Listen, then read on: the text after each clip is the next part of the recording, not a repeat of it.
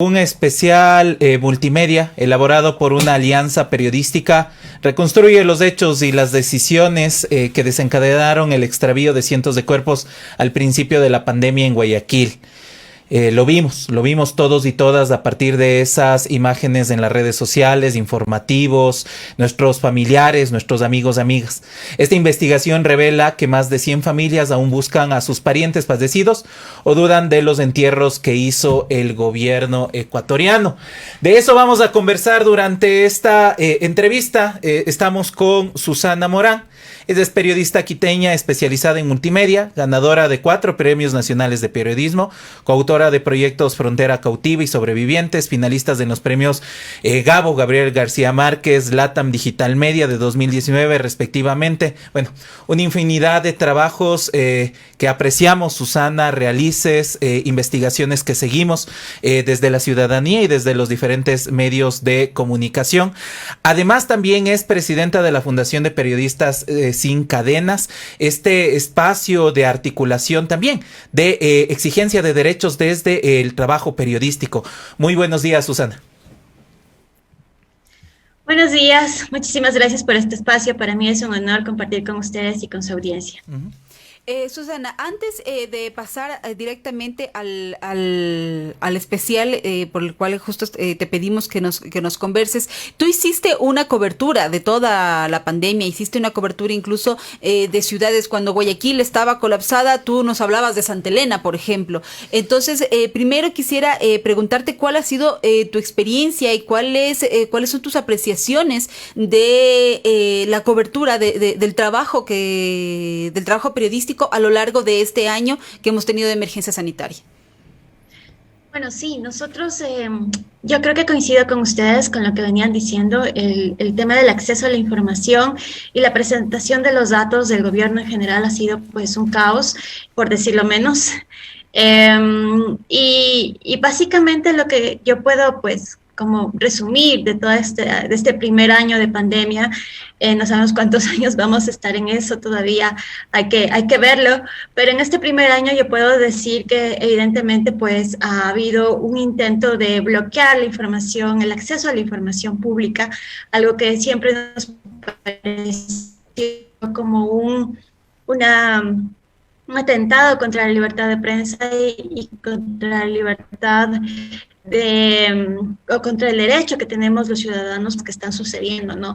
Recuerdo el caso, por ejemplo, una anécdota que a mí, que yo siempre la cuento, en relación, digamos, a lo que pasó al inicio, justamente en las primeras semanas donde vimos la lamentable situación de Guayaquil, específicamente finales de marzo y principios de abril.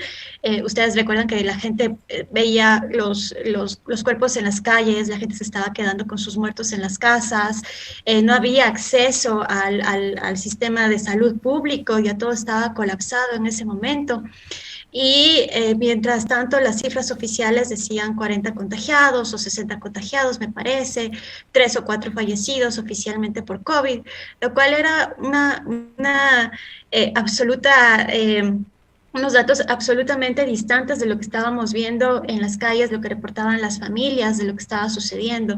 Y no teníamos una información certera, pues, de dónde poder decir, efectivamente, esto está pasando. Entonces yo recuerdo que nosotros pudimos acceder a los datos del registro civil en ese momento.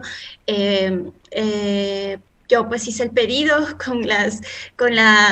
de hecho con toda la intención, por decirlo así, o con la poca esperanza de obtener un resultado, pero bueno, me entregaron las cifras y en esos días pudimos observar que evidentemente el registro de fallecidos por todas las causas, porque el registro civil no separa por enfermedades, sino que uno pues simplemente está el registro completo de las personas que fallecen de forma diaria, pues pudimos ver que en la última semana de marzo el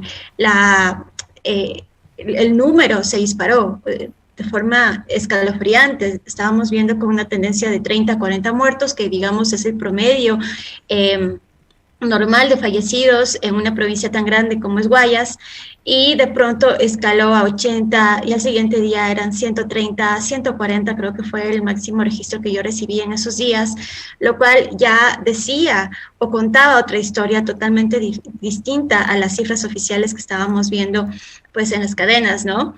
Entonces, y esas cifras que también son oficiales porque las reporta una institución estatal, y además la que está, la que es digamos, la institución que registra a los fallecidos, es decir, eran datos totalmente confiables. Entonces, eso estaba olvidando el gobierno, porque yo recuerdo que en ese momento lo que decían es que son fake news, ¿no? Entonces, en los chats de prensa, o en el chat de la Secretaría de Comunicación, lo que enviaban todo el tiempo era un montón de información acerca de las fake news, ¿no? Estos fake news. Cuando veíamos una situación que aplastaba totalmente la versión oficial. Finalmente, después quisimos actualizar porque tuvimos las cifras hasta el 29 de marzo, si no estoy mal. Hice un segundo pedido por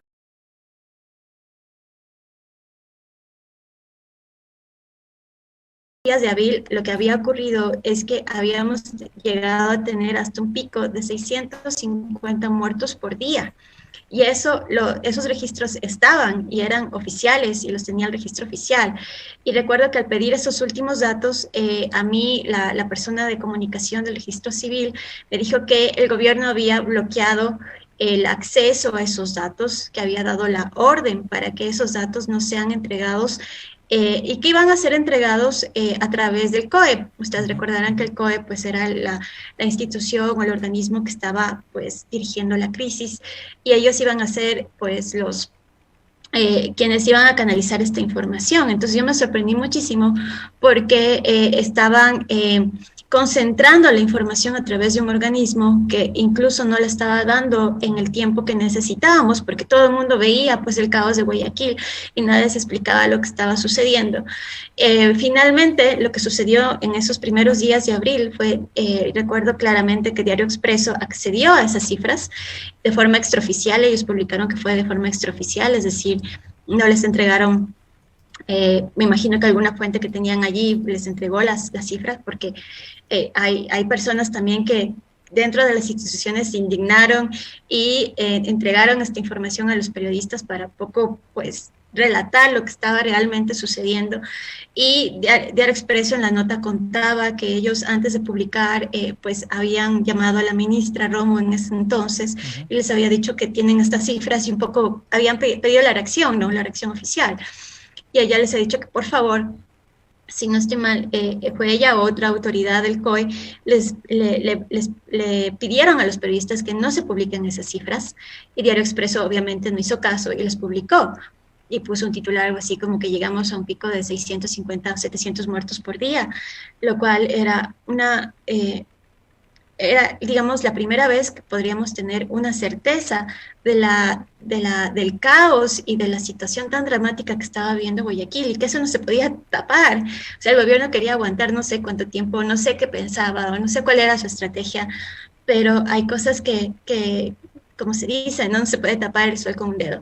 Entonces yo recuerdo muchísimo esa experiencia, como esa intención de poder ocultar algo que era tan evidente, que ya veíamos por todos lados, y que había esa necesidad, no sé, si de cuidar la imagen del gobierno, que a mí me parecía atroz y que me sigue pareciendo atroz, porque ante una situación de colapso total, nadie puede ocultar la información, y por eso también yo creo que mucho de lo que hubo también, evidentemente hubo fake news, pero lo que produjo las fake news fue la falta de información. Eso es una consecuencia casi natural. Ante la falta de información, pues empieza a haber un montón de desinformación y de gente que está tratando, ¿no? Entonces, cuando el mismo Estado bloquea la información oficial, el acceso a esta información tan necesaria, tan útil en ese momento, pues se producen estos otros fenómenos. Entonces, yo creo que y después hemos tenido un montón de situaciones. Ustedes mencionaban las cadenas. Yo puedo decir que ahora, por ejemplo, el chat o los chats en general de comunicación de los distintos ministerios, pues sirven simplemente para enviar tweets. El de salud básicamente desapareció. Es decir, yo no he tenido acceso desde hace meses. Estamos tratando de acceder a información sobre distintas cosas de la emergencia. Ha sido casi imposible. El ministro el que salió, no dio entrevistas. El nuevo, pues, no sé, va pocas semanas como para evaluarlo, pero ha sido un drama para los periodistas, y pues en esta investigación incluso también la tocamos. Sí. Antes de continuar con la entrevista, solamente recordarles, tenemos una encuesta en esta transmisión en vivo con la pregunta: ¿confía usted en el plan de vacunación? ¿Sí o no? Usted puede llenar esta encuesta, apenas pueda abrir la transmisión en vivo de Wambra y puede encontrar esta encuesta. Usted cuéntenos, ¿confía usted en el plan de vacunación? Y también tenemos una pregunta para los comentarios. De hecho, ya nos han llegado algunos comentarios al respecto, para que nos cuentes cuáles fueron las principales dificultades que experimentaron durante este primer año de pandemia. Más tarde, posterior a la entrevista, vamos a estar leyendo algunos de esos comentarios. Eso al público que al público que está conectado a la señal de Wambra. Ahora sí, por favor, continuemos con... Sí, ya yendo al especial, realizamos como una lectura y le recomendamos a toda la gente desentierroscovid.es. Ahí se encuentra este especial. De hecho, lo tenemos en este momento en pantalla con nuestro compañero José. Bueno, en unos segundos lo vamos a tener en pantalla. Este especial, desentierroscovid.es, un trabajo periodístico colaborativo, conjunto desde varios espacios. Y claro, en el momento en que me sentaba a leer esto, me parecía literatura. Me parecía literatura quizá de ficción de algún país X, en donde se desarrollaron acontecimientos y hay una cadena de omisiones que nos llegan a hacernos algunas preguntas que les vamos a conversar, como cuántas muertes eran evitables, por ejemplo, y no con esto con buscar culpables puntuales, pero claro, estamos hablando de un sistema de salud que se desbordó.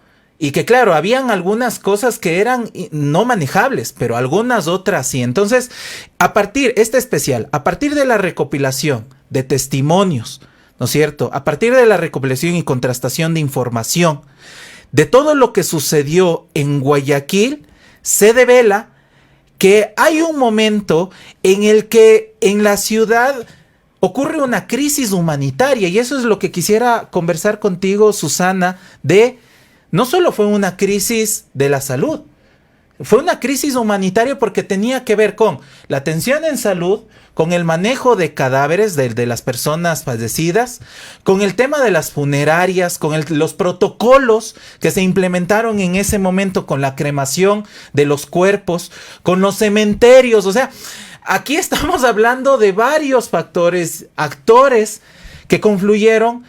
Y que lamentablemente esto va a quedar para el registro histórico y que creemos, este aporte de la investigación periodística queda como registro histórico para ver cuál debe o no debe ser el manejo del sistema de salud pública y estos otros elementos que te he nombrado. Susana, haciendo un resumen, frente a esto, la investigación, ¿cuáles crees que son lo que nos deja?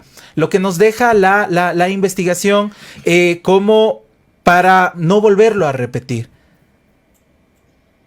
Pues yo coincido con tus sentimientos. Yo cuando nosotras, porque somos dos periodistas las que levantamos esto con el apoyo de varias organizaciones nacionales y también internacionales como Conectas y la Fundación Periodistas Sin Cadenas, Plan B, la Vara Espaciadora, pues un día nos sentamos y creíamos que lo que pasó en Guayaquil no debía ser olvidado y que merecía un tratamiento especial, porque quizá ese fue nuestro inicio y relatarlo iba a ser pues importante como para no repetir esos errores, que hubo muchos y creo que el reportaje los deja muy bien claro. Evidentemente, cuando nosotros levantábamos la información no podíamos creerlo, era como una sorpresa tras otra sorpresa, y como los médicos A mí una cosa que me impactó muchísimo, digamos, detrás de cámaras de lo que se hizo de este trabajo, es el miedo de los médicos. Eso es algo que no me voy a olvidar y es algo que siempre he estado mencionando en los últimos días, porque digamos, yo he trabajado durante mucho tiempo sobre temas de narcotráfico, crimen organizado, etcétera, y uno cuando habla con las víctimas o habla con los actores involucrados con estos temas, pues también obviamente perciben mucho miedo, ¿no? Y uno tiene que manejar eso y saber cómo poder publicarlo de la mejor manera que pues puedas cuidar a tus fuentes. En el caso de los hospitales sentí lo mismo, incluso sentí peor. Es como que hay un ambiente de una tensión increíble y de una presión tan grande para los médicos que están en primera línea, para que no cuenten lo que está pasando dentro de los hospitales.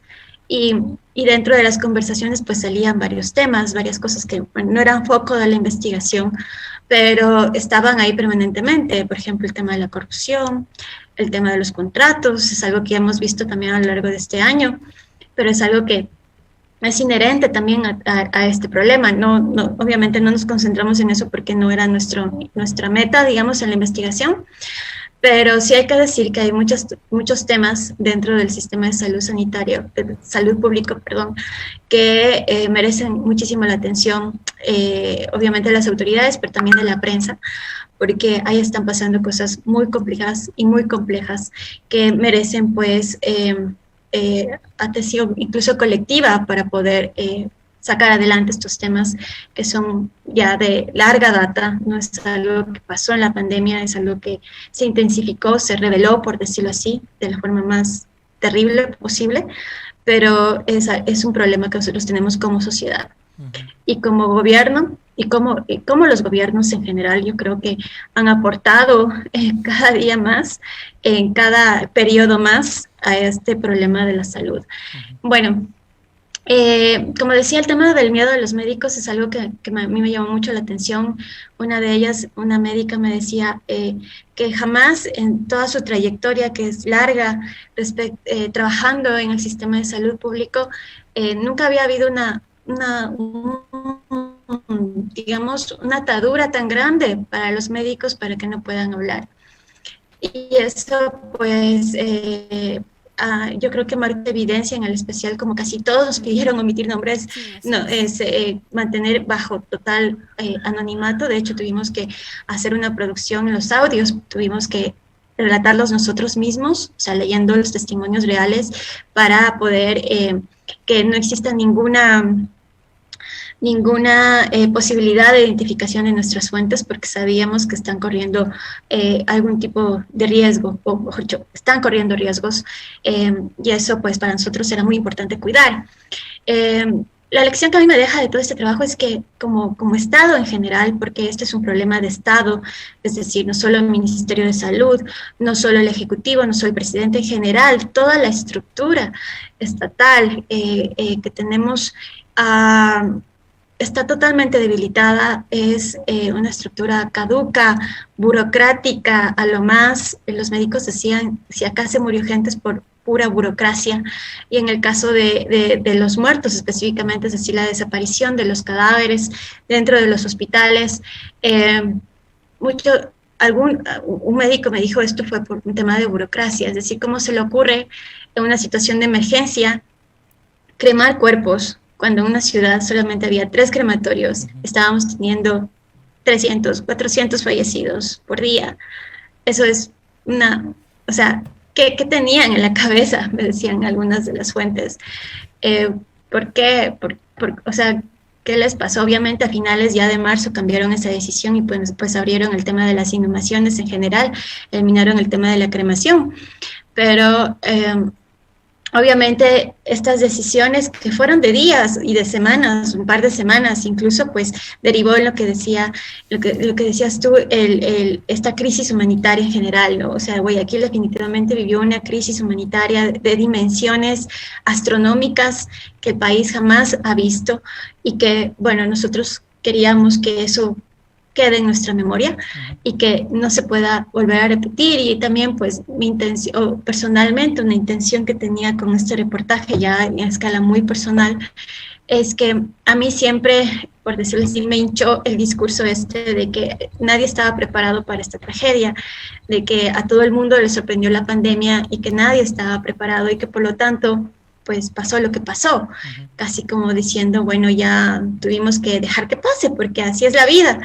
Y nos agarró esta pandemia en este gobierno y nos toca enfrentarla. Entonces me parece que es un discurso también perverso que quiere ocultar muchísimas falencias del Estado. La administración de la salud en este país siempre ha sido un botín político y también la última rueda del coche al mismo tiempo, ¿no? Mientras se extrae de alguna manera lo que más se puede de este sector que es tan prioritario para la sociedad. Si se extrae, me refiero a actos de corrupción, así como saco provecho de esto. Por otro lado, tengo una población totalmente desatendida. El acceso a la salud siempre ha sido un problema en este país, así que no podemos decir que por la pandemia esto ha sido la causa, ¿no? Entonces, simplemente se reveló una situación que ya la veníamos viviendo. Susana, hay un par de cosas que a mí me llamaron la atención en particular en el especial. La una, tú ya lo mencionaste, que era el miedo de los médicos. En efecto, una gran cantidad de fuentes. Las familiares de las víctimas dan sus nombres, dicen, sí, mi familiar con el nombre tal, con tal edad desapareció. Sin embargo, los médicos, la referencia a los médicos siempre es anónima y se entiende, o sea, se entiende, digamos, el miedo que existe y eso, o sea, entender que existe un miedo para hablar y denunciar, pues ya nos dice mucho de lo que está pasando. Pero también hay otra cosa que a mí me llamó mucho la atención y es en estos testimonios de los médicos de que ellos lo informaron. En el momento de la crisis lo informaban, había gente ahí hablando, diciendo, hay que hacer esto, hay que hacer este otro, tenemos que hablar, que las autoridades sabían la dimensión del asunto y no se tomaron las medidas. O sea, a mí me dio esa reflexión el especial. ¿Qué nos dices tú sobre eso?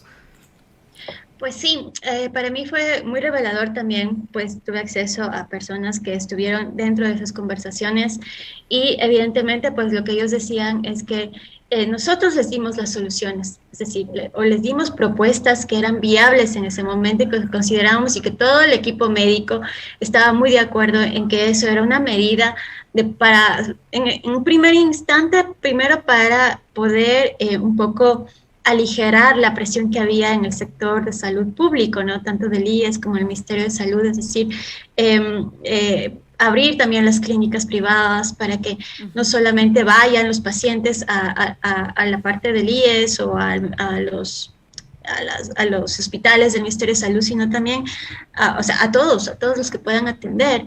Entonces, y dijeron directamente a las autoridades, específicamente del IES en ese entonces, les manifestaron que eso era una posibilidad. Ellos planteaban específicamente para el tema de los enfermos más graves, es decir, los que necesitaban cuidados intensivos, etcétera.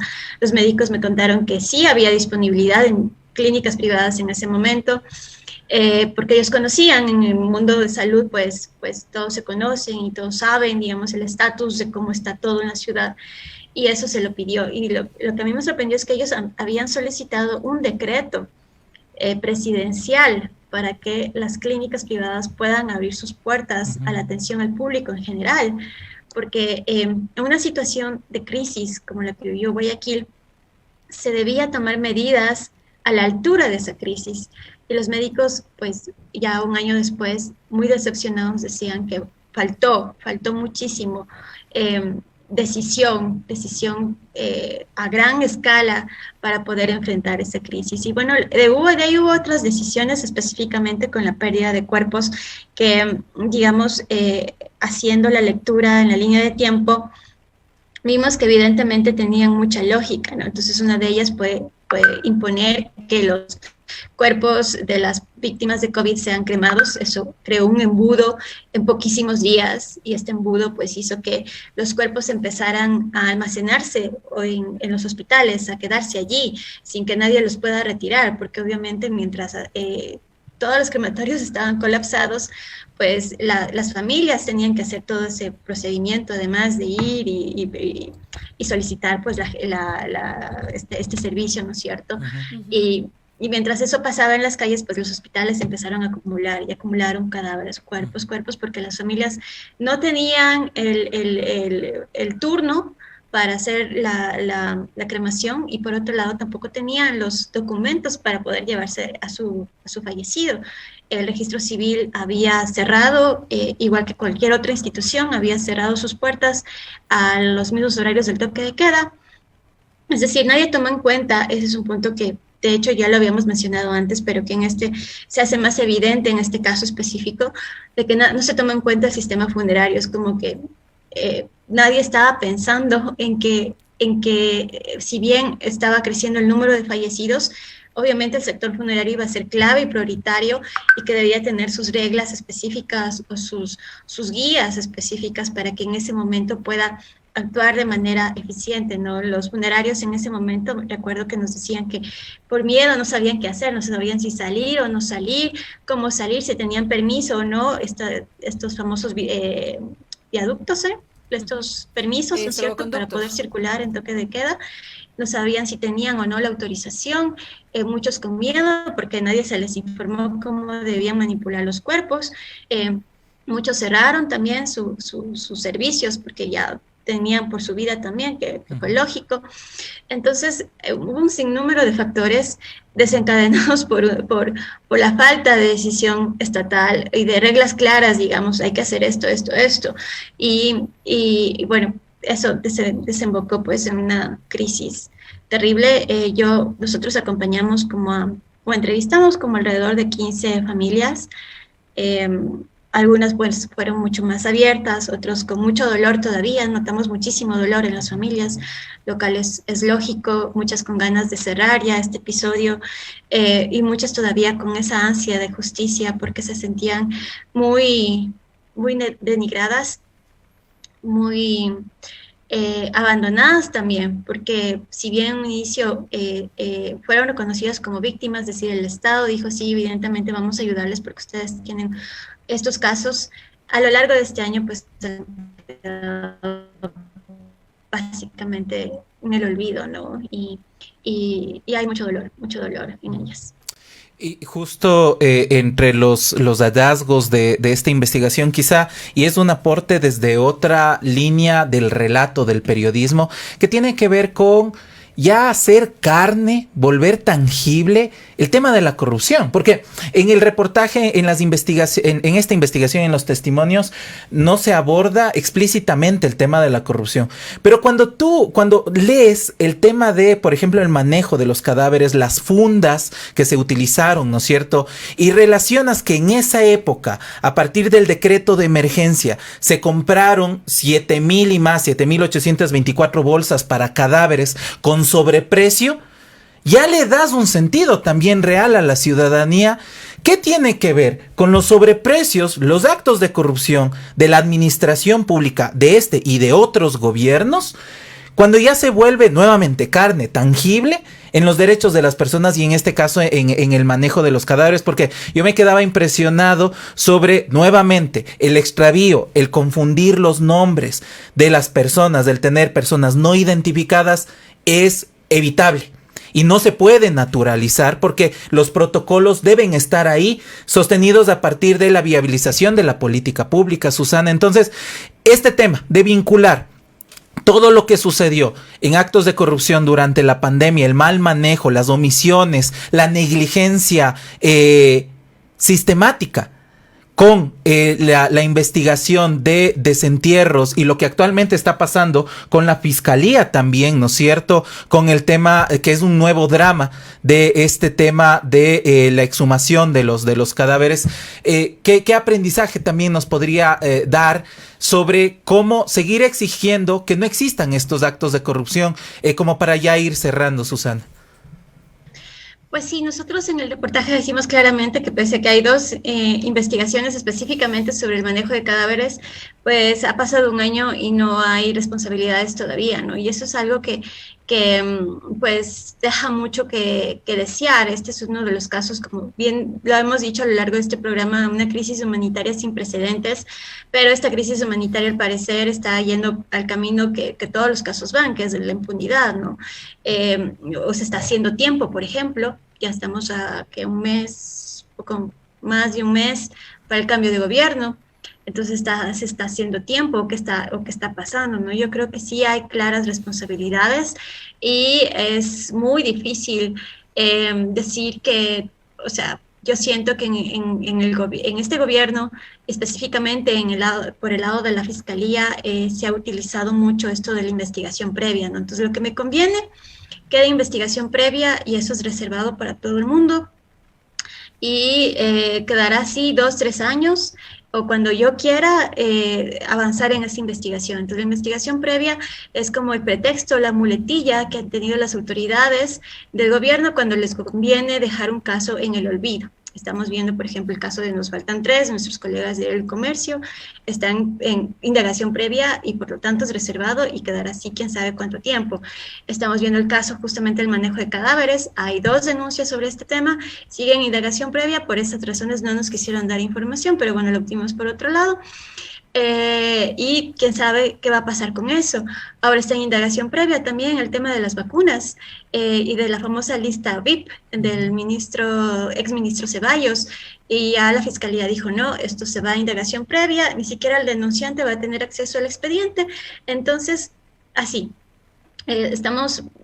Como me comentaba un lector en redes sociales, es este país de la reserva, ¿no? Todo entra a reserva y ahí pues casi muere aquellos temas que no les conviene al gobierno de turno. Entonces, cuando sí hay temas escandalosos o temas que pues políticamente les son rentables, pues ahí sí las investigaciones fluyen, duran días, algo que es insólito en este país, que una investigación o una indagatoria, pues apenas se armen varios días, se arman fuerzas de tarea, ¿no es cierto? Que las famosas fuerzas de tarea para investigar la corrupción, pero bueno, yo digo, es que si es que en realidad hubiese intención de ir al fondo y de contar todo lo que implica la corrupción, pues yo creo que el tema de la pérdida de cadáveres debería ser un tema prioritario, por la dimensión humana que tiene esto, ¿no? Por las familias que todavía ni siquiera saben dónde están los cuerpos de sus fallecidos. A mí me parece eso como prioritario en relación a los otros, si bien, bueno, las bolsas es un tema, o sea, que desnuda mucho la estructura y del quehacer, digamos, del día a día de la corrupción. Es decir, o sea, lo pone en blanco y negro, pero si vamos más allá y si vamos por la dimensión humana, yo preferiría que se investigue el tema del manejo de los cuerpos dentro de los hospitales, quién permitió que se extravíen cientos de cuerpos y quién no hizo nada frente a una situación tan denigrante para los ciudadanos, específicamente en este caso para los guayaquileños que tuvieron que vivir por eso. A mí me parece que por ahí no hay una decisión, creo yo, orgánica, constante para poder luchar contra la corrupción en este país, sino que se lucha selectivamente, ¿no? Uno selecciona un caso porque este caso, pues, es más espectacular, es más escandaloso, me rinde políticamente, me da votos posiblemente. Entonces, aquí se selecciona, ¿no? Se selecciona qué juzgar y qué no juzgar, y a mí me parece que sigue siendo eso muy perverso. Uh-huh. Finalmente, recomendamos a todas las personas que siguen esta transmisión en vivo y que luego también lo verán a través de nuestros canales de Wambra Medio Digital Comunitario, este especial. Desentierroscovid.es, esa es la dirección en donde la pueden encontrar.